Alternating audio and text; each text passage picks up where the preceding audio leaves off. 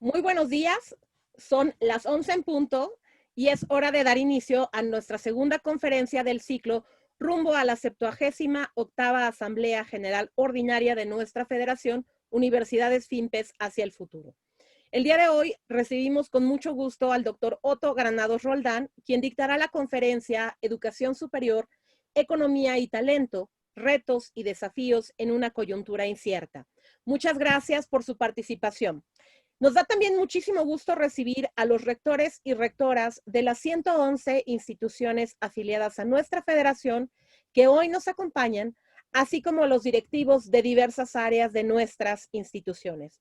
Damos también una cordial bienvenida al secretario general de nuestra federación, el ingeniero Rodrigo Guerra Botello, a los integrantes de nuestro consejo directivo y a los invitados especiales que hoy se suman a este importante evento. Invitamos a los asistentes a formular sus preguntas para nuestro orador del día en el chat. Los micrófonos permanecerán cerrados, pero la doctora Sonia Bacha moderará una sesión de preguntas y respuestas. A continuación, le cedo el micrófono a Sonia para que presente a nuestro orador y la dinámica de esta mañana. Adelante, Sonia. Buenos días, tengan todos ustedes y sean nuevamente bienvenidos al ciclo de conferencias Universidades FIMPES hacia el futuro. La semana pasada tuvimos una excelente presentación en la que se hizo hincapié en las exigencias a las que se verán sometidas las instituciones de educación superior debido a los cambios vertiginosos que se están produciendo en el entorno de las personas, en las nuevas formas de organizarse y concentrarse para estudiar, en el cambio en las relaciones sociales y consecuentemente la necesidad de nuevas formas de convivencia. Múltiples posibilidades de colaboración entre escuelas, empresas, centros de tecnología, un nuevo escenario de aprendizaje en el que la flexibilidad y la creatividad serán críticas para crecer y desarrollarse en el mundo laboral.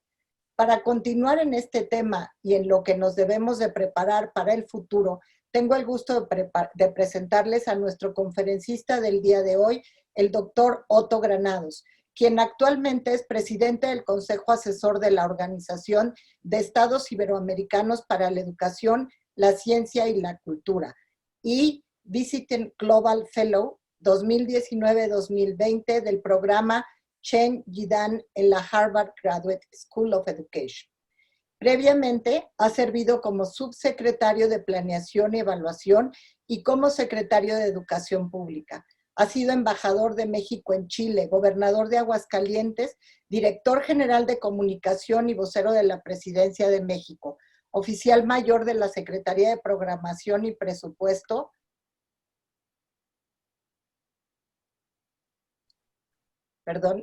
y secretario particular del secretario de Educación Pública, entre otros cargos.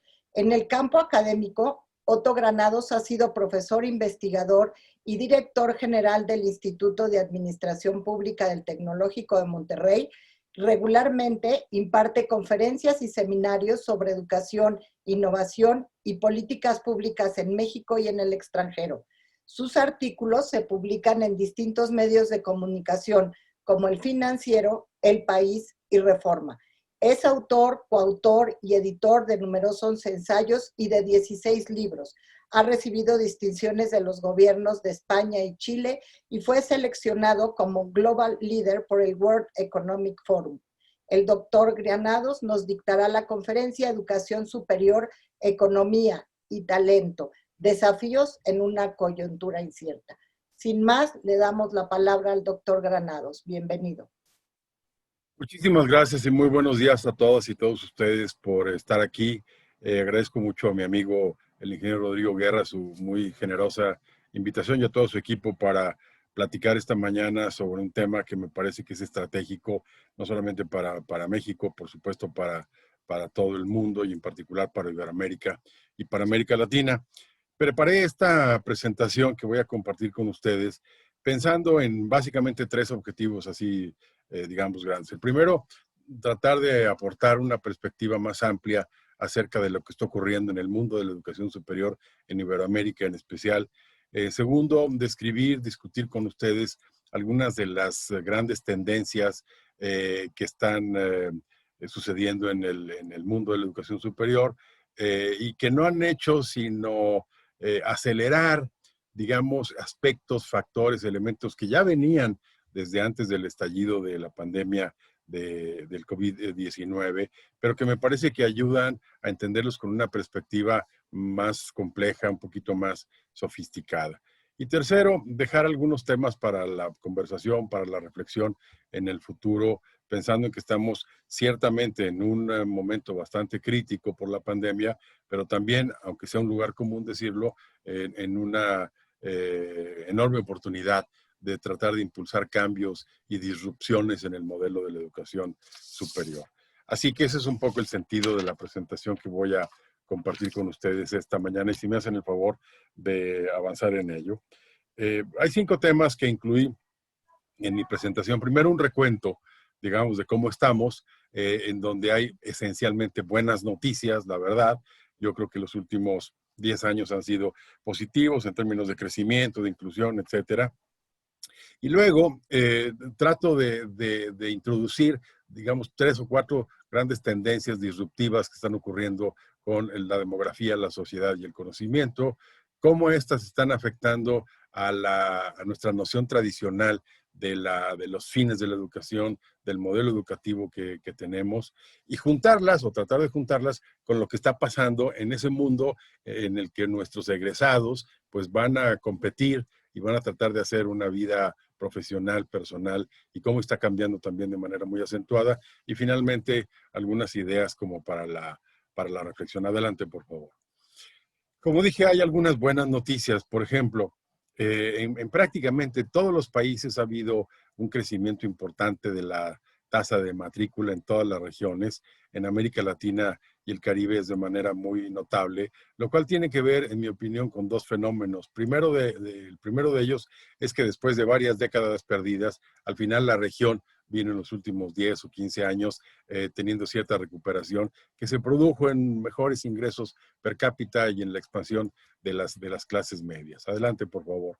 Hoy tenemos una matrícula ya por arriba del 50.7%, lo cual es una buena señal. Si pensamos un poco en la ecuación de Martin Trow, quiere decir que la región estaría ingresando ya a lo que llama Trow la fase de universalización de la educación superior. No es igual en todos los países, como ustedes bien lo saben. En el caso de México, nuestra cobertura anda alrededor del 40%, quiere decir que todavía hay un espacio para crecer y llegar a ese punto en donde está el promedio de la región. Pero no solamente en América Latina y en Iberoamérica, sino que hasta antes de la pandemia, todo parecía indicar que la matrícula seguiría creciendo hasta el año 2050, como pueden ver ustedes. Prácticamente es el nivel educativo, la educación terciaria, que iba a crecer de manera, que se supone que iba a crecer de manera más sostenida de aquí a los próximos 30 años en general. Y muy en particular, la siguiente, por favor, en el caso de la educación superior, en donde las expectativas eran que de tener más o menos 1,255 estudiantes en el enrollment por cada 100,000 habitantes, pues pasaríamos en el año 2040, o sea, en los próximos 20 años, a tener 6,451. Obviamente, este es un pronóstico que se va a volver un poco más lento por razones obvias de lo que puede ocurrir con la pandemia. Adelante, por favor. Pero además del crecimiento en sí de la matrícula, la tasa de graduación ha venido aumentando en Iberoamérica y en América Latina en particular. A la fecha, con los últimos datos de que disponemos hasta 2017, esta alcanzaría aproximadamente un 74%, lo cual es una buena señal porque veníamos de décadas en donde de cada 10 inscritos, pues terminaban finalmente un grado más o menos la mitad o quizá un poco menos, lo cual habla, digamos, bien también y es una buena noticia. Adelante, por favor.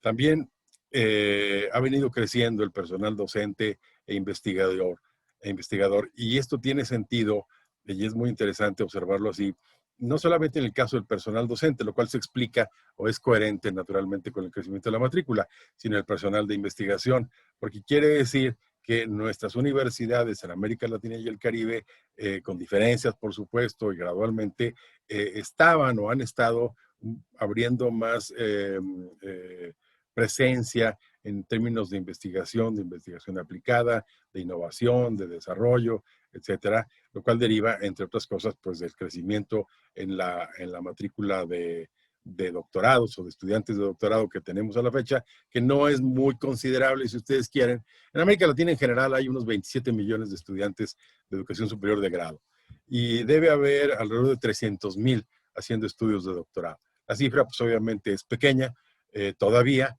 pero es una buena señal, digamos, de una vertiente, de un área de oportunidad para las universidades en general. Adelante, por favor. En términos de la educación privada, también es un dato interesante, importante, cómo ha venido creciendo en toda la región. A la fecha es aproximadamente el 52, 53% del total de la matrícula y ha sido un incremento sistemático, lo cual es también coherente con el crecimiento, con la expansión de las clases medias en general. Para dar el caso de México, que puede tener alguna relación con la cifra que comentábamos previamente del 36 y casi 37% que representa ya la educación superior privada en nuestro país, pues es coherente también con el crecimiento de las familias de clase media en México. Hace, digamos, 20 años, en el año 2000, teníamos aproximadamente unos 12 millones de familias de clase media en nuestro país, según los cálculos del INEGI. Hoy estaríamos en casi 16 millones aproximadamente, insisto, hasta antes de la pandemia. Adelante, por favor. Y esto está ocurriendo en todas partes. Quizás podemos exceptuar el caso de Chile, que es un caso muy particular, muy específico, por un sistema que viene ya desde hace varias décadas de créditos con aval del Estado, etcétera, etcétera. Pero hay casos muy interesantes y sorprendentes de crecimiento de la matrícula privada, como en los casos de Puerto Rico, por ejemplo, de República Dominicana, de Perú, hasta antes. Y eso explica también un poco quizás una corrección que hubo ahí muy recientemente, el año pasado, en el caso de las particulares en el Perú, del Salvador, etcétera, lo cual nos hace pensar también en la pertinencia de analizar, de trabajar con el sector privado que esté en la educación superior, porque ya es un agente, un jugador importantísimo en prácticamente toda Iberoamérica. Adelante, por favor. También hay un dato interesante en el sentido de que hasta ahora el contar con estudios universitarios terminados muestra todavía tasas de retorno muy positivas. Es verdad que es uno de los dilemas a los que nos estamos enfrentando, lo voy a tocar más adelante, pero ¿qué quiero decir con esto? Que si uno usa o trabaja con una ecuación minseriana, con los retornos minserianos, uno podía encontrarse con que hace 20 años, exactamente entre, digamos, 1996, en el caso de México, esa prima, esa tasa sobre la educación primaria terminada y tener educación superior, andaría más o menos la prima salarial en aproximadamente un 110, 115%, según los estudios del BID. Ahora, esa prima salarial entre quien tiene educación superior terminada y educación primaria nada más terminada sigue siendo considerable, aproximadamente un 75, 78%, pero obviamente se ha venido estrechando y hay que interrogarnos y hay que averiguar exactamente por qué. Y es parte de lo que voy a comentar más adelante. Adelante, por favor. En suma, lo que tenemos como, digamos, buenas noticias en esta materia en la región es que hay más acceso a la educación superior, hay acceso de más mujeres, que es ya la población mayoritaria con 55.4% en promedio regional. Hay dos países que están por debajo de la media, que son el caso de México y el caso de Portugal. México tiene aproximadamente un poquito por abajo del 50%, 48, 49%. También hay jóvenes de familias de bajos ingresos que han ido llegando a la educación superior. Si tomáramos en consideración los dos quintiles más pobres, el quintil 1 y el quintil 2, sumados darían el 17% de la matrícula actual. Y en el caso de las clases medias, el quintil 3, un 16%. Es verdad que si uno aísla el quintil más pobre, que es el 6% en la región con el que está en la educación superior, con el quintil más alto, el número 5, que tiene un 50%, la brecha todavía es considerable, pero por lo menos ya hay avances en esa dirección, si ustedes quieren, graduales, lentos, pero los hay. Una tercera dato positivo es la titulación de más estudiantes, como ya comenté, y finalmente que la prima salarial es muy atractiva, al menos todavía, digamos, venía siendo muy atractivo. Digamos, estas son en el balance, me parece a mí, buenas noticias. Sin embargo, adelante por favor, en el mundo han surgido, no solamente en nuestra región, distintas disrupciones que son una llamada de atención a fenómenos, digamos, extrauniversitarios o extraeducativos, pero que tienen un impacto muy directo sobre los fines de la educación y sobre la manera como funciona nuestro modelo o los modelos educativos en nuestra región y en general en buena parte del mundo. Adelante, por favor. El primero de ellos es que hay una clara transición demográfica global. En general, el mundo, la fertilidad en el mundo va a la baja de 2.37 niños nacidos vivos por mujer. Hemos pronosticado que llegaremos en 2050 a 1.87, lo cual está por debajo de la tasa de reemplazo óptima, que sería de 2.1, y eso es un elemento, evidentemente, que jala otros fenómenos como las migraciones, que es un elemento que tocaré a continuación. Un segundo rasgo de esta transición es que la esperanza de vida va al alza. Es una buena noticia en términos de que generalmente es producto de buenas políticas en materia de salud y de educación en prácticamente todos los países. Digamos, de 59 años que teníamos en promedio en 1970, pues ahora estaremos en 75 años aproximadamente, y en algunos países como Japón y otros, pues obviamente esta longevidad es todavía mucho más acentuada.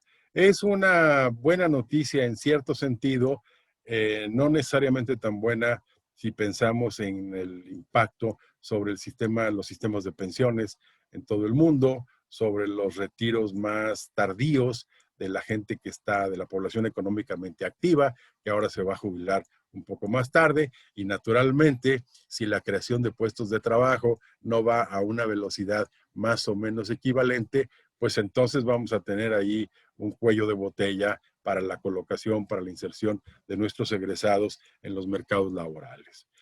Un segundo elemento importante y que se va a acentuar por virtud de la pandemia es que la población en los 50 países más pobres del planeta va a seguir creciendo a tasas muy importantes hasta el 2050 y acentuadas evidentemente por las consecuencias del COVID-19, su impacto económico, su impacto sobre la movilidad de las personas.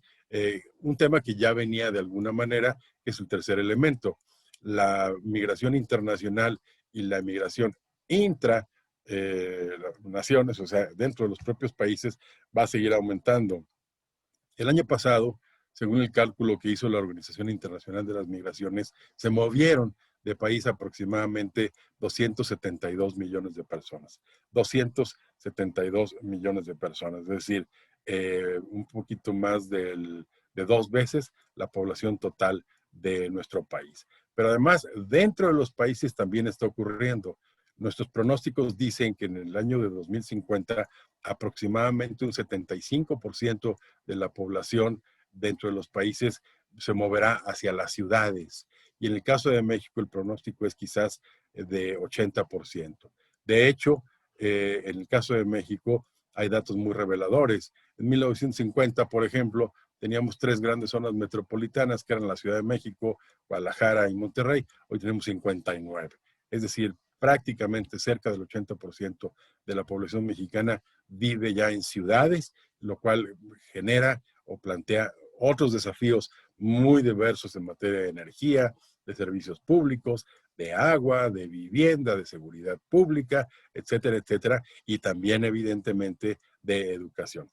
Entonces, este conjunto de factores estimula otros 2 efectos, que es, por un lado, la gente va a ir a donde haya trabajo, es absolutamente de sentido común. O bien, que es un desafío un poquito más sofisticado, el trabajo irá donde haya la gente que necesita reclutar, o sea, la gente preparada. Quiere decir esto que es un área de oportunidad para las universidades en general, que tenemos que observar con lupa, con más detenimiento, para entender la dinámica del fenómeno. Adelante, por favor.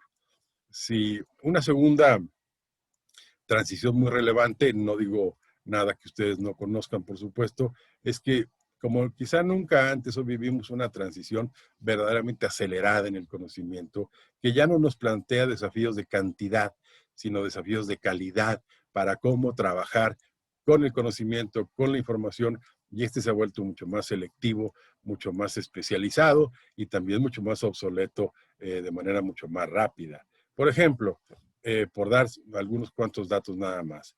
Se estima que la producción global de conocimiento se está duplicando ya cada 2 o 3 años. Y apenas una década atrás se duplicaba aproximadamente en 5 años o un poquito menos. Se producen cada año aproximadamente unos 200,000 nuevos teoremas matemáticos. Se publican 225,000 artículos anuales en publicaciones especializadas en ingeniería que dicen aportar conocimiento. Y finalmente, cada 100 días o menos, se duplican los contenidos digitales a los que todos tenemos acceso. Entonces, esta velocidad va a tener varios efectos. El primero de ellos importante es que la currícula en la educación superior se va a volver obsoleta de manera mucho más rápida. Lo que quiere decir que en algunos campos del conocimiento, en algunas carreras, entre el conocimiento o entre la estructura, la arquitectura curricular de una carrera, el primer año cuando entran, cuando van los de primer ingreso, y el cuarto año o el quinto año en que terminen, pues evidentemente pudo haber cambiado, porque en ese lapso tan rápido de 4 o 5 años, pudo haber nuevos inventos, descubrimientos, hallazgos, avances en la investigación, etcétera, etcétera, que cambien un poco esa arquitectura curricular con la que empezamos a estudiar el primer año. Desde luego, esto es mucho más probable en carreras en donde hay una generación rápida o más rápida de conocimiento. En otras disciplinas, digamos las ciencias sociales, las humanidades, el derecho, pues obviamente son mucho más estables. En la práctica, por ejemplo, el programa de licenciatura en Derecho que tenía la UNAM en los años 70, cuando yo estudié, tenía 52 materias. El programa de Derecho que tiene hoy una universidad como por ejemplo pública, como por ejemplo la Autónoma de San Luis Potosí, son 53 materias. O sea, prácticamente las mismas. Y esto evidentemente nos abre otra área de oportunidad de lo más interesante para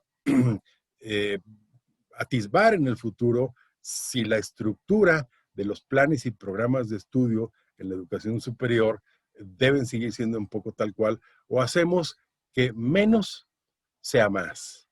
Es decir, evitar este síndrome que decía algún colega y amigo de la cancha de fútbol, en donde tenemos una extensión de 10,800 metros cuadrados con una profundidad de 5 centímetros. Entonces, va a haber que pensar un poco en esos efectos, digamos, de esta revolución del conocimiento.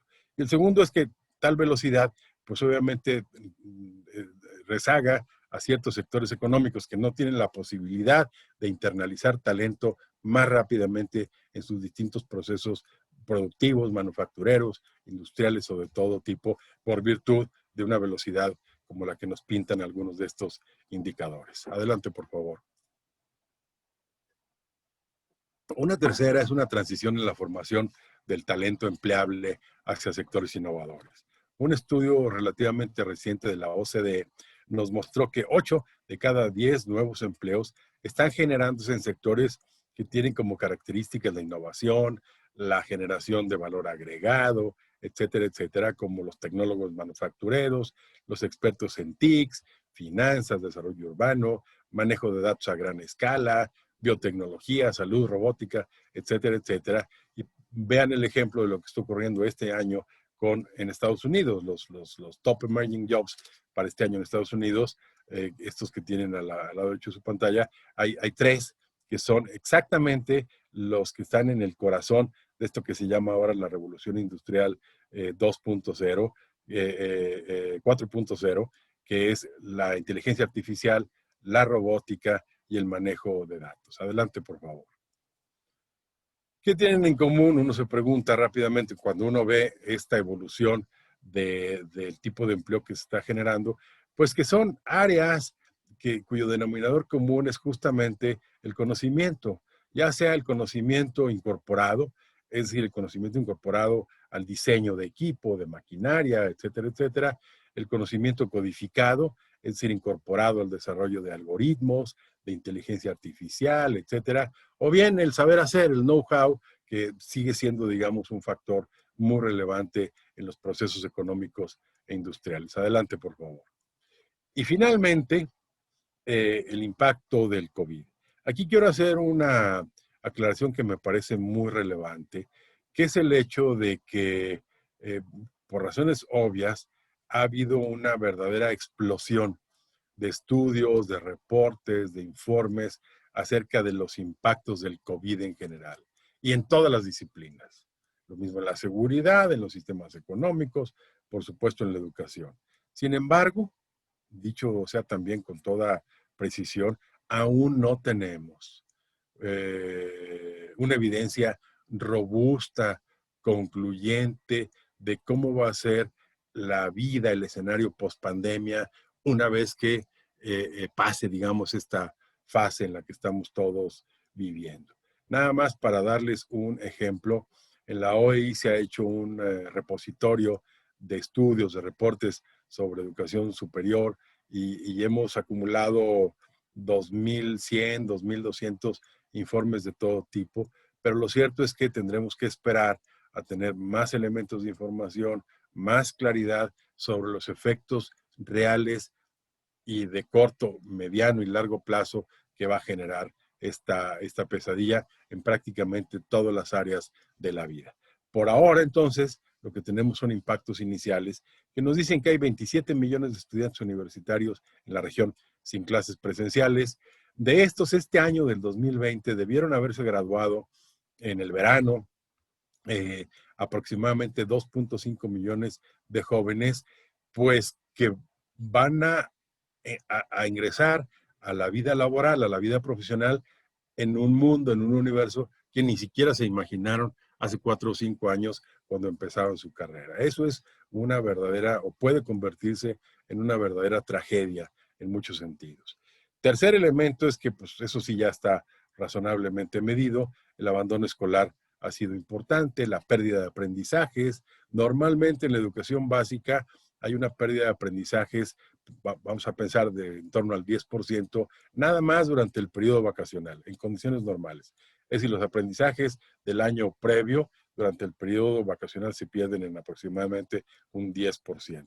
Claro, en condiciones como esta, probablemente llegue al doble o más del doble el fenómeno de pérdida de aprendizajes, que a su vez tiene una correlación bastante directa sobre la pérdida de ingresos por año escolar perdido, que es de aproximadamente entre un 7 y 10%. Los costos emocionales, ha habido menos investigación recientemente para calibrarlos, para evaluarlos, pero algunos reportes nos hablan de que, por ejemplo, en el caso de Estados Unidos, en la educación superior concretamente, pues entre 80 y el 91% de los estudiantes dicen haber tenido algún tipo de alteraciones mentales, estrés, depresión, ansiedad, angustia, cualquiera de estos fenómenos. Y luego la CEPAL ha estimado que para el caso de nuestra región, entre este año y el año próximo, podría haber aproximadamente 8.5 millones de puestos de trabajo perdidos. Nada más en el caso de México, estamos en cerca de 1 millón de empleos perdidos en el sector formal de la economía, más varios millones más en el sector informal de la economía mexicana, que como ustedes saben es el 60% del total de la economía. Y luego deudas estudiantiles que si ya eran problemáticas, ahora se han vuelto prácticamente impagables. No es el caso de México. Un estudio de este año, del año pasado, del Banco de México, analizó cómo estaba este tema y realmente es muy poco relevante. Pero no es el caso de países como Chile, por ejemplo, en donde el total de las deudas estudiantiles alcanza al día de hoy unos 4.500 millones de dólares aproximadamente. Insisto, es un sistema muy peculiar y no se diga una proporción, digamos, relevante, no de ese tamaño, pero relevante también se observa en Colombia, y no se diga en el caso de Estados Unidos, donde es verdaderamente explosiva e impagable el volumen, el monto de las deudas estudiantiles. Adelante, por favor. Entonces, lo que tenemos aquí es una población en aumento, en edad más productiva, más longeva, con retiros más tardes, por un lado. Por otro lado, cambios vertiginosos en el mundo de la tecnología, del conocimiento, del empleo, y finalmente, pues una mayor oferta de egresados, menor conexión con el mercado laboral y con los mercados económicos, una aparente menor calidad y por lo tanto también un fenómeno de más competencia que tenemos que analizar de manera más cercana, más aproximada, para ver cómo reorientamos o reformulamos la visión que tenemos de la educación superior, y esto opera tanto para las públicas como para las instituciones privadas y por supuesto los efectos del COVID. Adelante, por favor. Entonces, si metiésemos todo esto en una sola canasta, pues nos encontramos que han surgido nuevos desafíos para la educación y para las instituciones de educación superior especialmente. Y esto aplica para varios niveles. El primero de ellos es que la escuela, sobre todo en el caso de la educación básica, ha perdido centralidad. Ya venían surgiendo fenómenos o modalidades como el homeschooling.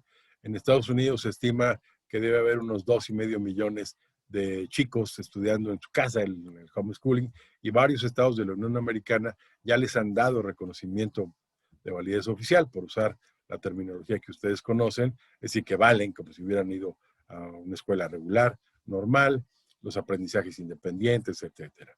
Un segundo, como ya mostré, es que ahora la escuela, o sea, el espacio físico que llamamos escuela, pues compite con otros medios de formación, de transmisión o de adquisición de información y de conocimiento a través de los medios, de las redes o de las modalidades online que ahora han crecido enormemente por la pandemia. El tercer elemento es que hay hallazgos todo el tiempo neurológicos y cognitivos inéditos que nos hacen preguntarnos si entonces lo que enseñábamos en la educación básica y parte en la media superior de habilidades duras, ahora tienen que ser blandas, si la estructura de disciplinas curriculares es la correcta o acentuamos mucho más las competencias, la resolución de retos, etcétera, etcétera. Hay investigación todavía no concluyente, pero que apunta, por ejemplo, a fenómenos de los cuales teníamos otra idea hace muchos años, que es el hecho de que el aprendizaje, la lectura, el desarrollo de la lectura sigue siendo mucho más eficaz en papel que en pantalla. Entre otras cosas porque los niños suelen dividir las pantallas y están expuestos a 3 o 4 insumos al mismo tiempo, naturalmente baja su capacidad de concentración. O, por ejemplo, el hecho de que es verdad que ahora estamos todos obsesionados con las tecnologías por la pandemia, por la conectividad, por los dispositivos tecnológicos, lo cual está bien, porque pues es la única forma que tenemos ahora de proveer un cierto servicio escolar, pero también es verdad que ya hay, digamos, literatura académica bastante sólida en el sentido de que el uso de las tecnologías no necesariamente genera de manera automática mejores logros de aprendizaje. Hay un estudio relativamente reciente que se hizo sobre el Plan Ceibal de Uruguay, que se puso en práctica ya hace varios años, lo cual fue un éxito en términos de reparto de computadoras, de laptops, etcétera, etcétera. Sin embargo, no tuvo impacto en los logros de aprendizaje en matemáticas y en lenguaje. Y hay otro estudio de la OCDE que llegó a varias conclusiones, entre ellas una que es el hecho de que llama la atención en que lugares, regiones como Shanghái, como Hong Kong y otras, que usan de manera integral la tecnología en sus escuelas en aproximadamente 38-39% del tiempo de la jornada escolar, pues son algunas de las que más alto aparecen en las evaluaciones de PISA, por ejemplo. Entonces no parece haber una correlación tan automática entre una cosa y la otra. Y luego la revolución industrial 4.0, de la que ya hemos hablado, y finalmente nos conduce a una disyuntiva de tensiones, de equilibrios y de desequilibrios que las universidades tienen que plantearse si su misión es producir títulos y grados o bien producir innovación y conocimiento. O bien, como se ha preguntado Rodrigo en algún momento, lo comentábamos en algún correo que tuvimos, si seguimos pensando en educación integral o en educación especializada, o como decía el rector del CETIS, Fernando León, en una entrevista la semana pasada, si la misión de la universidad sigue siendo formativa en un sentido integral o es esencialmente académica para preparar para la economía, para el desarrollo profesional, etcétera. En fin, son muchas preguntas para las cuales aún no tenemos una respuesta clara, pero hay que irla entendiendo para ver cómo podemos aprovechar una circunstancia crítica en el rediseño, la reformulación de nuestra idea tradicional de la educación superior. Adelante, por favor.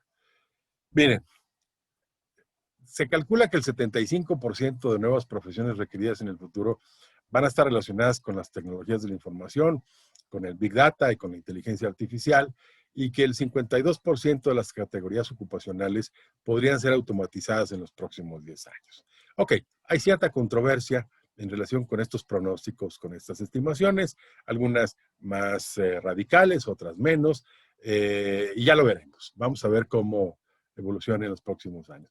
Pero lo que sí es verdad, adelante por favor, es que tenemos ya algunos datos más concretos que nos dicen que algo está moviéndose de manera ya muy clara en este aspecto muy en particular. Por ejemplo, la tasa de crecimiento del stock operacional de los robots industriales, o sea, los que se usan ya de manera integrada en los distintos procesos, pues anda creciendo en torno al 14% anual. El año pasado ya había más o menos 2.8 millones de robots incorporados a los procesos industriales. Esto quiere decir que es 2 veces la población total de un estado como Aguascalientes, por ejemplo. Este año, donde la estimación era de que crecería y tendríamos casi 3.2 millones de robots incorporados, no hay todavía una estimación del 2020, pero es muy seguro que esta cifra va a ser mucho mayor. Vean ustedes, por ejemplo, algunas de las encuestas que se han levantado recientemente entre grandes empresas en el mundo. Prácticamente todas las compañías, Amazon, American Eagle Outfitter, la de ropa, etcétera, etcétera, ha crecido en el uso y en la incorporación de sus robots a los procesos productivos. El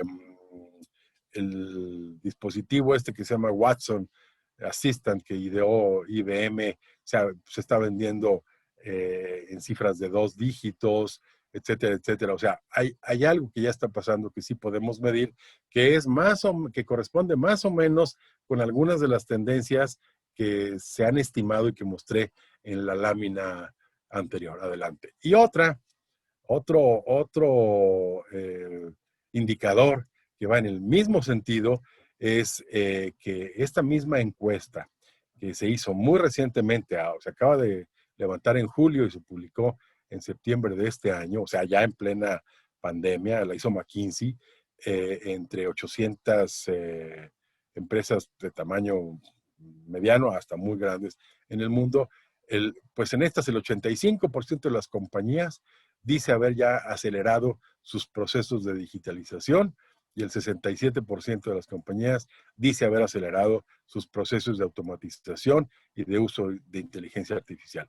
Y como dijo uno de los altos directivos de Microsoft, hemos visto 2 años de transformación digital en tan solo 2 meses. Lo más probable es que muchos de estos procesos que se incorporaron por la emergencia, pues vayan a ser integrados en el futuro, en el desarrollo futuro del trabajo de muchas de estas compañías. Adelante, por favor.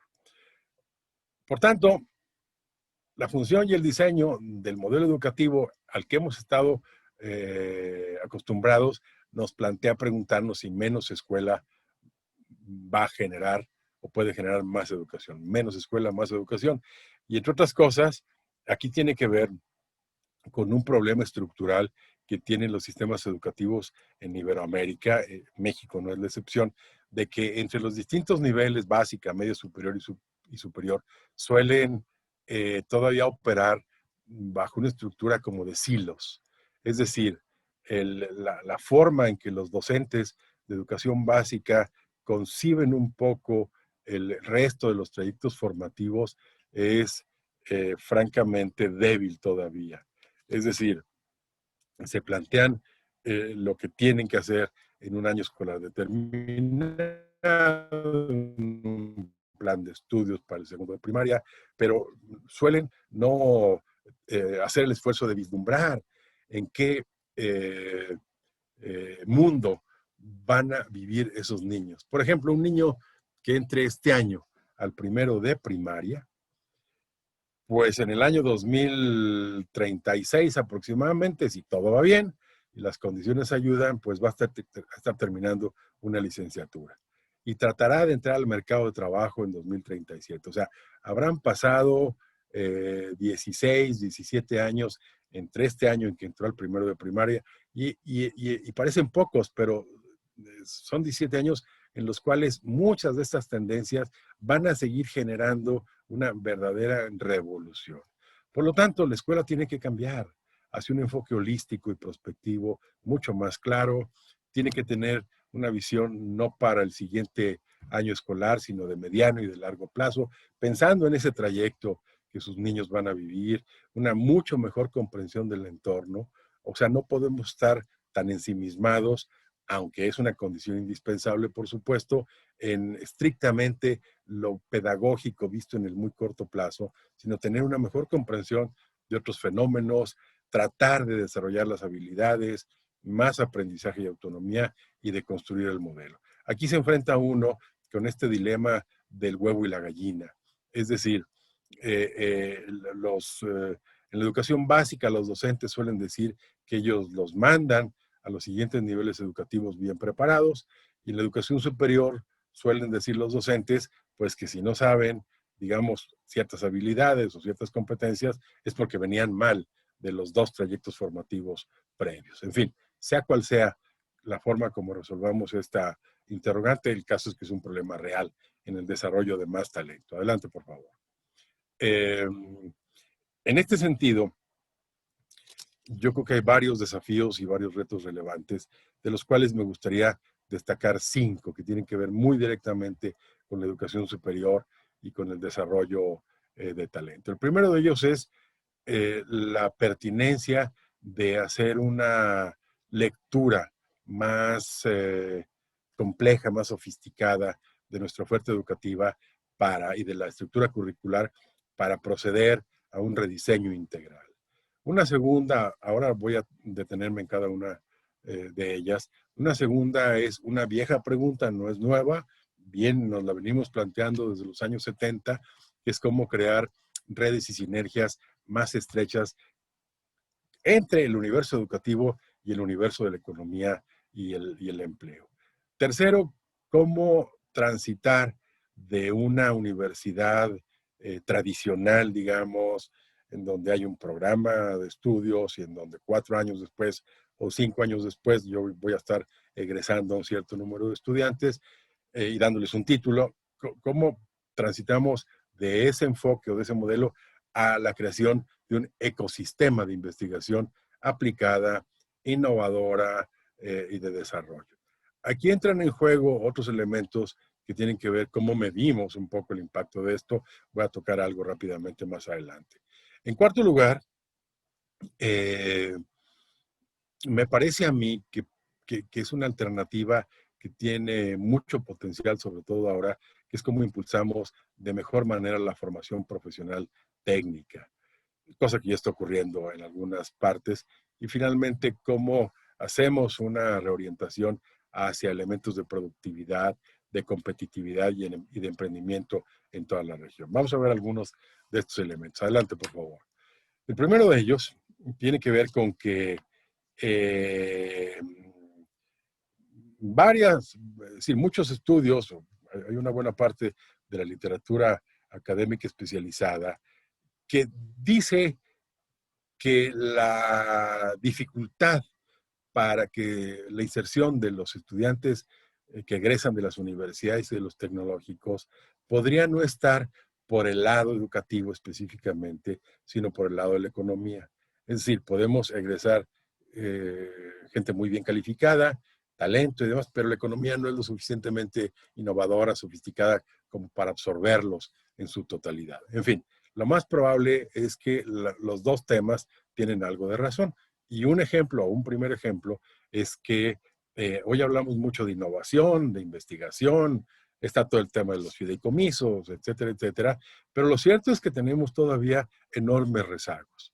En el índice que publica cada año la OMPI, el índice global de innovación en el mundo, si ustedes ven los últimos, casi siempre aparecen los mismos países en el top 10. Cambian un poquito unos, de la primera posición a la segunda, etcétera, etcétera. Y luego lo desagrega por regiones. En el caso de América Latina, los únicos países que aparecen son Chile, Costa Rica, México, Uruguay y Brasil, por distintas razones. En el caso de Chile, porque sí han logrado hacer un esquema de vinculación muy potente entre universidades y economía en el sector minero. Como ustedes saben, el cobre y derivados son el principal producto de exportación de Chile. En el caso de Costa Rica, les ayudó muchísimo la exitosa vinculación desde hace ya varios años entre Intel y la Universidad Nacional de Costa Rica. En el caso de México, porque como quiera que sea, nuestra estructura productiva ya es más sofisticada. El índice de complejidad económica que sacó la Universidad de Harvard y que saca periódicamente nos muestra que la canasta exportadora tiene ya un buen nivel de conocimiento incorporado en lo que México exporta. El caso de Brasil, porque ha potenciado bastante su sector agroindustrial, etcétera. Es un exportador muy importante de productos agrícolas, de alimentos procesados, etcétera, etcétera. Muy bien. Hasta ahí, digamos, estos 5 países de América Latina pintan bien en el ranking. Pero cuando los observamos a nivel global, pasa un poco como los rankings universitarios, cuando lo metemos en el ranking de todos los países que incluye la OMPI, que son 110, 118 aproximadamente, pues nos encontramos una película distinta. Fíjense, el año pasado, por ejemplo, se presentaron casi 19 millones de solicitudes de patentes, de registros de marcas y de diseños industriales. Muy bien. Sin embargo, de este volumen, Asia representó 2/3 partes de todas, y principalmente China. En cambio, cuando vemos los que presentaron los países latinoamericanos y del Caribe, representamos solamente el 1.7%. Esto nos dice que tenemos un enorme reto en materia de innovación. Y la fuente primaria, la matriz de esa generación de innovación, de conocimiento, obviamente son las universidades. Adelante, por favor. En uno de los estudios que acabamos de presentar en la OI, tratamos de preguntarles a los países, a los rectores, a los empleadores, por dónde estaba el problema. Y, por ejemplo, en el caso del propio índice de la OMPI, en el caso particular de México, de los 7 pilares que ellos analizan, ustedes verán en este gráfico que 2 en donde tenemos rezagos importantes, pues es en capital humano e investigación y en generación de conocimiento y de tecnología. Es la rayita azul, que está más cercana al centro del gráfico. Adelante, por favor. Como decía hace un momento, tiene que ver un poco con dónde ponemos los acentos. Y entonces, para cerrar, brechas de habilidades y competencias, que es un poco el tercer desafío que yo advierto, ninguno de ellos es novedoso para nadie, pero hemos tenido de manera sistemática, tradicional, una muy alta concentración en pocas áreas de estudio, que paradójicamente, o vaya, de manera entendible, son los que tienen menos inserción en los mercados laborales. Hay un segundo problema que reportan los empleadores, que es tener una baja percepción de calidad de los egresados. La OCDE ha elaborado un índice que en una escala de 0 a 7, el promedio de los países de la OCDE anda en 4.5 y el promedio en los países de América Latina y el Caribe anda en 3.9. También 7 de cada 10 empresas reporta que hay una falta de personal calificado y que esto se convierte en una restricción significativa para la empleabilidad. Y luego están surgiendo modalidades y alternativas de educación a la medida, como por ejemplo las llamadas universidades corporativas, de las cuales ya hay un montón en muchas partes de la región, en México incluido. Volkswagen tiene un instituto muy grande. Nissan acaba de abrir en el año 2016 su universidad corporativa. Tiene 3, a nivel técnico superior universitario, tiene 3 carreras, en donde debe tener a la fecha una matrícula aproximadamente de 1,000 estudiantes, de los cuales, pues cuando terminan el técnico superior universitario, pues automáticamente se incorporan a Nissan o alguna de las armadoras. En torno a Nissan, en el estado de Aguascalientes, hay, por ejemplo, 202 empresas que son proveedores del Tier 1, 2, 3 y así. Entonces, y los que no se emplean en todo el clúster automotriz que en torno a Nissan, pues se van a otras. Es un sector que ha sido muy exitoso en México, el sector automotriz, de tal manera que uno se pregunta, estos 1,000 estudiantes que están ahí a nivel técnico superior universitario, pues si no existiera esa universidad corporativa, seguramente habrían estudiado en alguno de los otros planteles de los subsistemas correspondientes. Y finalmente un cambio en los patrones de habilidades y de competencias. Adelante, por favor. En este estudio al que acabo de hacer referencia, que hizo la OEI con 2 investigadores del Instituto de Empresa, no hizo sino confirmar algunas de las tendencias que ya se observaban, como por ejemplo que los perfiles profesionales no se adaptan a la revolución digital. Si bien es cierto que El Salvador, Costa Rica y México tienen porcentajes de egresados de TICs superiores al promedio, pues en el resto de la región seguimos muy concentrados en las áreas tradicionales clásicas. Por ejemplo, en la región, el 55% de la matrícula de los egresados está en ciencias sociales y humanidades, contra un 25%, que es el promedio en los países de la OCDE. Adelante, por favor. Y esto probablemente explique o es coherente con lo que nos dicen las empresas. En este estudio, que después compartiré con el ingeniero Guerra, entrevistamos a 33, 35 empresas multilatinas para ver un poco dónde estaban sus principales orientaciones y demás. Y ellos reportaron que los perfiles que encuentran más difíciles de encontrar son ingenieros en sistemas, tecnologías digitales, analistas de datos, programadores, ahora especialistas también en ciberseguridad y en transformación digital. Y los más fáciles de encontrar, pues naturalmente, los administrativos, financieros, comerciales, legales.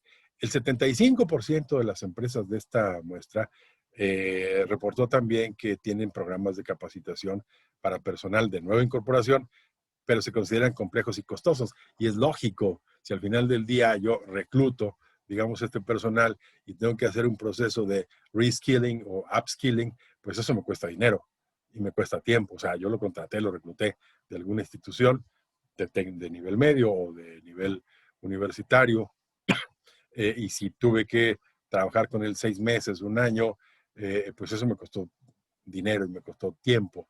Y en las condiciones en donde las empresas tienen como uno de sus objetivos centrales eficientar los costos, esto se convierte en un problema. Adelante, por favor. Y en el caso de algunos países seleccionados de América Latina, pues casi la mitad de los empresarios encuentra dificultad para cubrir vacantes. Esto se le reportó al estudio, sobre todo en los casos de Argentina, de México y de Portugal. Como ustedes pueden ver aquí, la raya amarilla es la media internacional. Y en estos 3 casos, pues hay un problema que tenemos que entender mucho mejor a partir de lo que se están formando en las propias universidades. Adelante, por favor. Y finalmente, la ecuación o la composición del tema de las habilidades y el talento nos muestra que la arquitectura del nuevo mercado del empleo ha cambiado. Tres reportes recientes, el del World Economic Forum, el de Udemy del año pasado y el de LinkedIn de este año, pues nos muestra, como ustedes pueden ver ahí, esto que llamaríamos ahora soft skills, y en los tres hay denominadores comunes, como el caso de la creatividad, de la inteligencia emocional y del liderazgo, que son, por cierto, características o habilidades que, en mi opinión, están insuficientemente abordadas todavía en los modelos de educación básica, razón por la cual se hizo en el gobierno pasado la formulación de un nuevo modelo educativo que incorporaba precisamente algunas de estas habilidades o características. Adelante, por favor. Y el cuarto es cómo fortalecer, desafío, cómo abordar el reto de fortalecer las redes y la sinergia con los mercados laborales. En general, el desempleo juvenil en América Latina y el mes de septiembre, como les comentaba, la OEI y la CEPAL van a sacar un estudio específicamente sobre este capítulo, pues ya había alcanzado cerca del 20% el año pasado. Se reportaba lo mismo, desconexión entre oferta de egresados y la demanda de la economía, una empleabilidad decreciente de las personas que tienen un grado universitario, menores tasas de retorno entre la educación primaria contra la educación superior y gaps potenciales para ciertas industrias. Adelante, por favor. Vamos a ver dos o tres de estos elementos.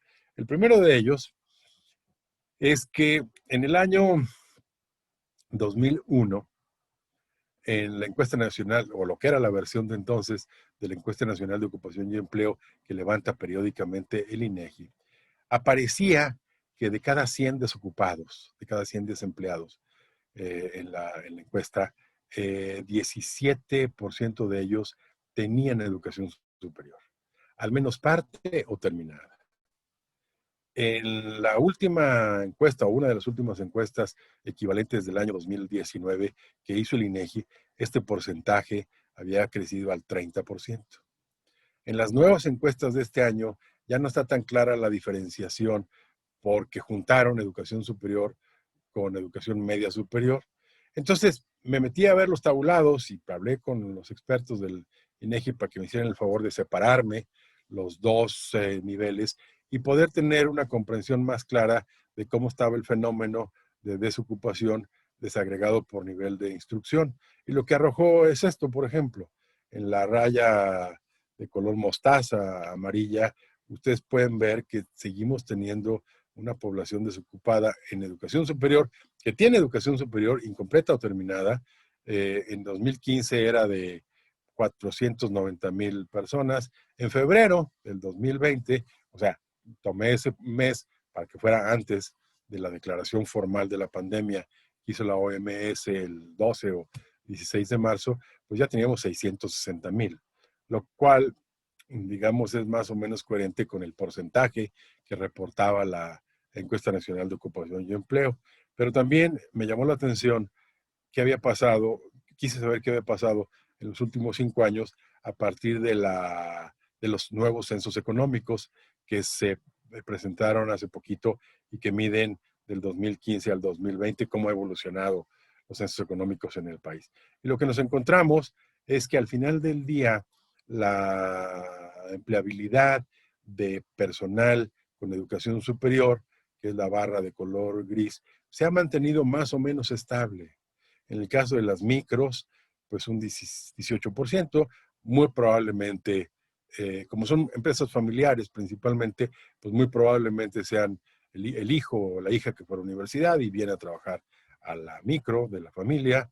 En el caso de las pymes y en el caso de las grandes, el porcentaje es muy parecido, 26.4 contra 24.2, pero en el horizonte de los censos, estos porcentajes se han mantenido estables. En general se han mantenido estables en todo. Adelante, por favor.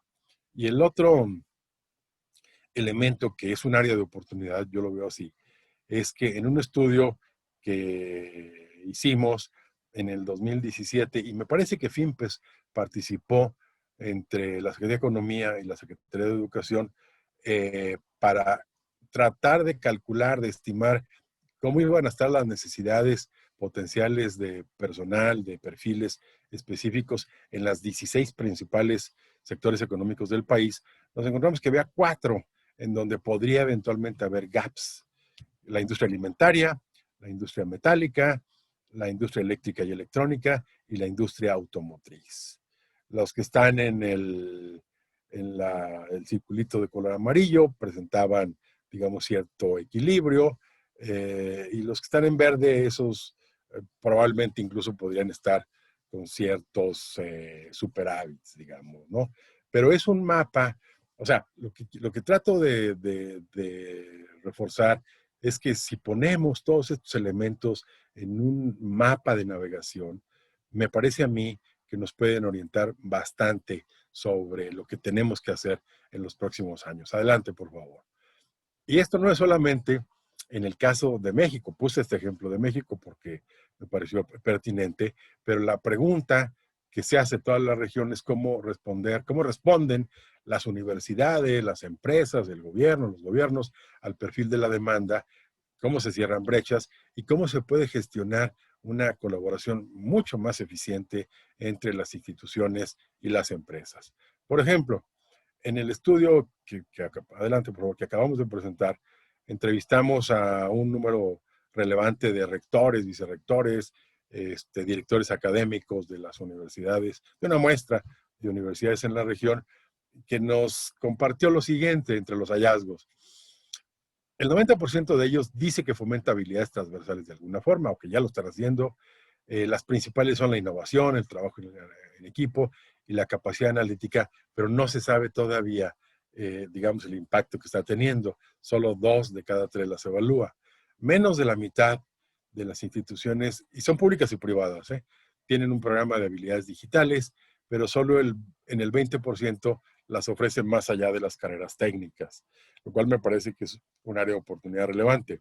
El 80% dice recolectar información sobre la empleabilidad de sus estudiantes, pero hay que decirlo con franqueza, los sistemas son todavía muy deficientes. O vaya, puesto en positivo, son mejorables. Y la responsabilidad en la provisión de habilidades, dicen ellos, transversales, debe ser compartida. Entonces, lo que nos plantea esta encuesta que hicimos con los rectores es tener más información sobre el mercado laboral actual y las perspectivas de la demanda en el futuro, que ya las tenemos razonablemente claras, mayor y mejor formación del profesorado, currículas más flexibles, en algunos casos reportaban ir a modelos tipo Lego, digamos, en donde las áreas comunes o transversales se den en los 2 primeros años y luego en el resto uno pueda acomodar cierto tipo de insumos o de materias o de asignaturas dependiendo de los intereses personales, profesionales del estudiante, pedagogías más efectivas. Ahora hay también una gran cantidad de literatura especializada sobre nuevos modelos de innovación pedagógica y sistemas de evaluación y validación efectivos para medir el impacto. Adelante, por favor. ¿Y qué es lo que están haciendo? Por lo menos, ¿qué es lo que reportaron que están haciendo? El 75% dice que promueve y realiza prácticas profesionales, el 64% organiza ferias de empleo, el 59% charlas extracurriculares impartidas por las empresas o por representantes de las empresas, el 57% cursos de educación continua ofrecidos a empresas y el 52% de clases impartidas por representantes de las empresas. Todo eso está muy bien, todo eso se viene haciendo ya desde hace algunos años, pero en mi opinión es todavía una condición necesaria, mas no suficiente. Adelante, por favor. Entonces, en suma tenemos, pienso yo, muchos retos, pero destaco solamente 4. La necesidad de formar, identificar, atraer, desarrollar y retener talento de alta calidad. 2, colocar el foco en la pertinencia de los programas de estudio. Este es un tema que se ha señalado de manera más acentuada en los últimos años. 3, insistir en la coordinación, en la colaboración entre las universidades, entre las empresas y los gobiernos, sobre todo a nivel subnacional. Ahorita, en la última lámina, haré énfasis en este tema. Y finalmente, impulsar la innovación para poder moverse a sectores pues, de mayor complejidad productiva, que ayuden a la empleabilidad, que ayuden al emprendimiento y que ayuden, por supuesto, al desarrollo económico de los países y a la elevación de su productividad, en donde América Latina y el Caribe y África son las dos regiones, los dos continentes o subcontinentes que han tenido una productividad total de los factores negativa en las últimas 2 o 3 décadas. Adelante, por favor. Finalmente, dejaría algunas reflexiones, algunas inquietudes. La primera de las cuales es que todos estamos muy conscientes, no es nada nuevo, de que el entorno político y económico en la región y en México es extremadamente crítico. Así que será crucial calibrar muy bien las decisiones que cada institución tome en los próximos años.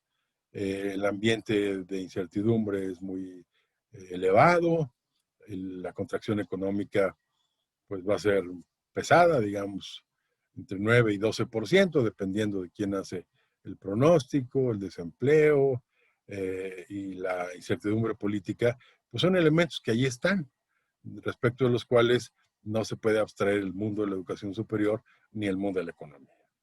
En segundo lugar, no obstante ello, a pesar de ello, la educación y el talento, insisto, tienen que generar un círculo virtuoso y mejor inserción, y quizá caso por caso es posible dar pasos en esa dirección. Tercero, si no lo hacemos rápidamente, sobre todo en el caso de algunos sectores económicos específicos, pues las economías que buscan mayor valor agregado necesitan más talento. Y si no lo encuentran, pues esas economías se irán a otro lado o buscarán el talento de otro lado. Ya ha ocurrido.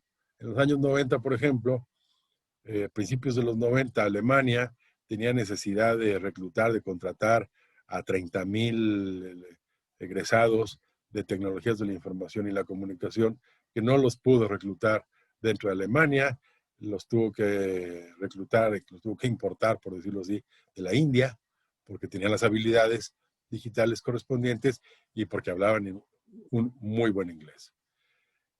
En quinto, el modelo educativo tiene que irse alineando mucho más rápido a estas nuevas necesidades de la economía y del trabajo.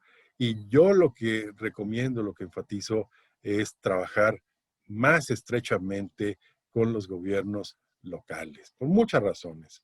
Entre ellas que entienden bastante mejor, no es el caso en todos los estados de México, pero sí en una buena parte de los estados que funcionan, son mucho más sensibles, más receptivos, entienden mucho mejor esta dinámica educación, economía y empleo.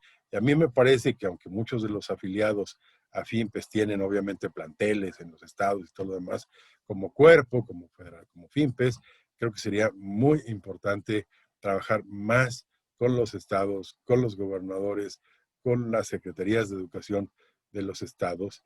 Y finalmente, pues el COVID va a presionar esta ecuación, economía, educación, desarrollo de talento, pero también va a tener algo que no es así políticamente correcto afirmar, que es que puede servir como un mecanismo, digamos, autorregulatorio, por lo menos durante un cierto número de años, en donde la obsesión por crecer la matrícula y por el acceso, pues por la fuerza de las circunstancias por las que estamos atravesando, va a volverse más lenta, pero es un espacio, un momento interesante como para que el universo de la educación superior se autorregule en la medida en que no estamos encontrando los satisfactores óptimos de lo que se supone que debe producir una universidad. Y esto aplica para todas, para las públicas y para las privadas. Bueno, esto es un poco lo que quería yo platicarles y tal vez tenemos algunos minutos para conversar. Mil gracias a todas y todos ustedes. Muchas gracias, doctor. Tenemos algunas preguntas que yo creo que no perdieron la oportunidad nuestros invitados de preguntarle a usted, que fue director y que fue secretario de Educación, algunas preguntas que tienen que ver con eso que está usted diciendo. Y la primera es, ¿cómo conciliar las políticas públicas con la propuesta de currículos que respondan a las necesidades de un futuro en el que el pensar el trabajo en equipo, el innovar, la investigación, entre otros, se vuelven el centro del proceso educativo por sobre esquemas un tanto anquilosados, rígidos y por ende burocratizados? A ver, en mi opinión, yo creo que es es una inquietud bastante válida, pero tendríamos que empezar a abordarla más que como una política pública nacional generalizada. La iniciativa de nueva ley de educación superior contiene algunos artículos, alguna parte del articulado tiene que ver un poco con este tema, pero yo creo que una manera más rápida, más fiel, es que cada institución debe hacer su tarea.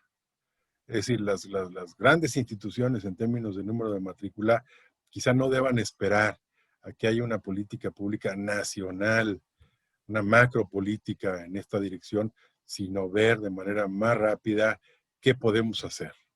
¿Qué puedo hacer yo como una universidad pública o privada para tratar de superar ciertos problemas, como algunos de los cuales yo acabo de describir, cómo abordar ciertas disonancias entre lo que estoy haciendo con mis estudiantes y el mundo al que se van a enfrentar en 2, 3 o 4 o 5 años, tener mucho más vinculación y conexión a nivel subnacional y no solamente con estados, incluso con municipios, aunque no son autoridad competente en materia educativa, pues ya hay municipios de mayor tamaño, es decir, que no son capitales, digamos, Tijuana, León, muchas de estas ciudades ya son ciudades que son bastante robustas, digamos, en términos de capacidades. Así que yo pensaría que por ahí hay un área de oportunidad relevante. Gracias, doctor. Plantea trabajar atendiendo necesidades de la economía, pero ¿qué pasa si esta no necesariamente es incluyente y atiende problemáticas sociales como pobreza y medio ambiente? ¿Cómo incluir en el análisis la voracidad del modelo económico? A ver, si entendí bien la pregunta, se plantea por el lado de la empresa. Yo creo que volvemos un poco a lo que yo mencionaba, que es el primero el huevo o la gallina. Desde la perspectiva de una universidad, pues lo que me parece a mí es que yo tengo que formar a mis estudiantes con las mejores competencias, con las mejores habilidades, con el mejor talento, para que puedan insertarse rápidamente en el mercado de trabajo. Al final del día, esas características que por lo que entendí advierte la persona que nos hizo el favor de preguntar en las empresas, pues es un tema que las empresas tendrán que ir resolviendo de manera más puntual. Y a mí me parece que esto es algo que ya eventualmente está sucediendo, sobre todo las empresas medianas hacia las grandes, ser mucho más cuidadosas en términos de inclusión, mucho más estrictas en términos del respeto al medio ambiente, en fin, cosas de ese tipo. Pero por lo pronto, nosotros ocupémonos de nuestra responsabilidad primaria, que es formar a los mejores y darles a nuestros estudiantes la mejor educación posible. Gracias. Guillermo Colorado pregunta, ¿la iniciativa de ley de educación superior considera las tendencias modernas y adecuadas para mejorar la educación superior? A ver, yo creo que la iniciativa no es mala, ¿eh? Por lo menos no hay ninguna sorpresa así desagradable. Y es una ley y por lo tanto no puede llegar a un nivel de detalle de esa naturaleza, pero tiene varios aspectos o varios capítulos que consideran un poco estos procesos de planeación o de comprensión un poco del entorno económico, social, que yo supongo que se deberán desarrollar en cuerpos normativos de menor escala o en planes nacionales o en planes sectoriales o en planes incluso regionales, cosa que hay que empezar a explorar. Pero sí menciona un poco, como digo, a nivel muy general, algunas de estas tendencias. Gracias, doctor. Yo tengo una. Usted habló de menos escuela, más educación. Yo le preguntaría, menos escuela, más trabajo. Google dice que con un cursito de $300 pueden suplir un título universitario y que eso van a hacer. No sé, realmente no. Es decir, a ver, lo que yo planteo es que menos escuela y más educación puede llevarnos a un cambio de paradigma, en donde, insisto, demos la mejor educación, aunque no sea necesariamente en ese ámbito, en ese espacio físico que hemos conocido de toda la vida como escuela. ¿Qué quiere decir esto? Quiere decir que, en mi opinión, las universidades más innovadoras, que estén más a la vanguardia, van a introducir disrupciones en sus modelos para que al final del día lleguen a ese mismo resultado, más educación, independientemente de cómo la configuren, de cuál sea la arquitectura de los planes y programas, de las jornadas laborales, de los horarios, todo este tipo de cosas que a mí me parece que ya pues estaba cambiando desde antes y la pandemia simplemente está acelerando un poco estas tendencias. Ahora, si, como decía el ejemplo, pues con $300 y un curso de Google se consigue una gran chamba, pues no lo sé, no lo sé. Muchas gracias. A todos los presentes en la conferencia les comunico que el doctor nos ofreció que todas las preguntas que no se pudieron contestar en este momento se las podemos mandar y nos las contestará por correo electrónico.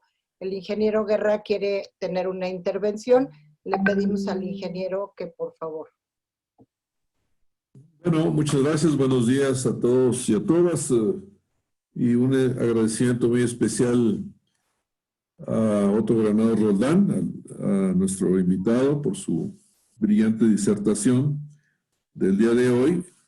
Yo personalmente he tenido la fortuna de haber cruzado caminos profesionales con Otto Granados en diferentes ocasiones a lo largo de los años. Por ejemplo, allá por 1992-93, estando yo en la IBM, siendo él gobernador del estado de Aguascalientes, se armó un proyecto para educación primaria que incluyó tecnología e incluyó idioma inglés. Para aquellas épocas fue totalmente desusual, pero eso hablaba muy bien de la visión que Otto Granados tenía en el ámbito de la educación en general. Después de una estancia como embajador de Chile, allá por 2014, estando en el Tecnológico de Monterrey, Otto Granados nos dio opiniones y sugerencias respecto a cómo manejar dentro de la reforma fiscal que proponía Hacienda, el tratar de contrarrestar y eliminar la intención de poner el IVA a las colegiaturas. Nosotros desarrollamos nuestra estrategia basada en algunas de sus sugerencias y se logró el propósito. Después que fue nombrado subsecretario de Educación, subsecretario de Planeación Educativa, y le fue asignada la responsabilidad de la operación de las universidades particulares a través de la DEGAIR. Tuvimos la oportunidad de interaccionar y fue claro que la salida inteligente y pragmática de tener una mejor, no digo que óptima, pero ciertamente una mejor forma de operar las universidades particulares fue buscar, no tratar de hacer una ley, sino tratar de buscar un mejor acuerdo secretarial. Y a partir de ello, pues se construyó el famoso 17-11-17, que hoy día nos sirvió de base para hacer nuestras propuestas y campaña en el proyecto de la Ley General de Educación Superior, que hoy es iniciativa, que está en la Comisión de Educación del Senado y que todavía no pasa a dictamen ni a votación. Sin embargo, en la ley, y Otto hizo algunos comentarios, ciertamente la ley o el proyecto de ley o la iniciativa de ley tienen consideraciones positivas respecto al pasado y lo que hemos tenido en otras leyes de educación, tan antiguas como 1978, pero adolece de una o dos fallas. En el Consejo se llama Consejo Nacional para la Coordinación de la Educación Superior, no pudimos convencer a la gente de la SEP ni al Congreso de que incluyeran con pleno voz y voto a los representantes del sector productivo. Lo único que nos concedieron fue que fueran invitados a las reuniones que se celebraran. Yo creo que eso fue una miopía, porque finalmente, como lo mostraron las pantallas que presentó Otto, yo creo que la desconexión, a pesar de algunas estadísticas importantes que se proyectaron, la desconexión entre la oferta y la demanda es una realidad y es una de las causas no es la única, pero una de las causas importantes que genera el desempleo y el subempleo profesional que tenemos en México y los bajos salarios. Así que hay una gran identificación, y ya hablando de algunas tendencias que Otto explicó, les doy solamente un dato. Ahora que la SEP sacó las estadísticas de educación superior correspondientes al último ciclo escolar, le llaman 19-20, la educación superior en general creció de un año a otro en total 4.8%. Pero la que impulsó ese crecimiento fue la educación no escolarizada, que creció 14%, 14.2%. Nomás para darles una perspectiva de cómo la tendencia se está fijando de hace tiempo atrás. Hace 10 años, en el año 2010, la educación no escolarizada representaba solo el 6%, la educación no escolarizada de las universidades privadas representaba solo el 6% de la matrícula de las universidades privadas. Hoy día, en esta última estadística, representa el 32%, la no escolarizada. O sea, si no vemos esa tendencia es que no vemos, pero es evidente, y esto fue antes de la pandemia, ¿ok? Después de la pandemia ese porciento se va a incrementar por obvias razones. Entonces, lo que vemos nosotros es una de las tendencias, quizás de alumnos que recurren a la educación a distancia o en línea para combinarlo con el trabajo, para combinarla con horarios flexibles en días y en fechas y en horas. Y eventualmente lo que nosotros vemos es un ingreso cada vez mayor de adultos en la educación universitaria. Y cuando uno tiene adultos y tiene jóvenes, pues implica un manejo diferente, inteligente, requiere inteligencia para tener modelos educativos que atiendan a las necesidades de dos grupos sociales importantes tan diferentes. Así que cuando nosotros planeamos esta conferencia, yo hablé con Otto y le pedí que nos dejara inquietos, que nos mostrara con números y hechos el futuro de la educación superior con las razones. Y hemos recibido una cantidad de información que esperamos podamos revisar en forma repetida en el futuro, que nos pinta con oportunidades y retos atractivos las primeras y preocupantes los segundos, de hacia dónde va la educación superior del mundo, de nuestro país. Así que a Otto Granado Roldán le quiero dar las gracias especiales por ilustrarnos e inquietarnos y agradecerle su paciencia y presencia en esta sesión que tenemos. La FIMPES, bueno, estamos comprometidos a aportar nuestro grano de arena junto con nuestras universidades y dicho ya sea de paso, hemos estado recabando las matrículas de nuestras universidades post pandemia. Y pues lo que hemos encontrado es, ya estamos acabando, nos faltan 8 o 10 universidades. Lo que hemos encontrado es una caída de matrícula de solo menos del 3%. Y digo solo porque pues hemos escuchado otras situaciones más complejas, quizás en escuelas con menos recursos. Sin embargo, llegar a esa meta significó sacrificar quizás 10 o 15% de los ingresos. O sea, lo cual quiere decir que los padres de familia hicieron su trabajo y su sacrificio y las universidades privadas hicieron su trabajo y su sacrificio. Y cuando vemos en perspectiva, teniendo quizás los padres de familia opciones de buscar universidades de menor costo, incluso las públicas. Muchos de ellos prefirieron dejar sus hijos e hijas en las universidades de FIMPES, que son sinónimo de calidad. Y eso finalmente nos da una luz de esperanza de que la sociedad sí puede distinguir, sí puede aquilatar las diferencias que hay en el sistema de educación superior de nuestro país. Así que, pues bueno, ha sido para mí al menos, y ahorita le regreso la palabra a la doctora Bache para que cierre, una muy buena experiencia. Gracias, Soto Granados, por su presencia. Gracias a ustedes. Y tu aportación. Adelante, Sonia. Gracias. Muchas gracias, ingeniero Guerra. Pues nada más agradecerle al doctor Granados, si son tan amables de poner el regalo en pantalla, porque no le podemos dar ningún obsequio en vivo, pero es una obra de arte que sirve como fondo de pantalla para que nos tenga siempre presentes. Muy bien. Muchísimas gracias, muy amables. Gracias por estar con nosotros y por haber aceptado. Gracias a ustedes. Muchas gracias, doctor. Solamente recordarles a todos que el día de mañana estaremos compartiendo el video de esta sesión y la presentación que nos compartirá el doctor Otto Granados, y que la próxima semana tendremos la conferencia Aprendiendo del pasado, adaptando el presente y preparando el futuro, por parte de Jamil Salmi, ya muy conocido amigo de esta federación. Próximo martes, igual a las 11 de la mañana, tienen todos el link y esperamos que nos acompañen. Y por favor, que sigan participando en estos eventos. Muchísimas gracias a todos por estar con nosotros y que tengan una muy buena tarde. Hasta luego.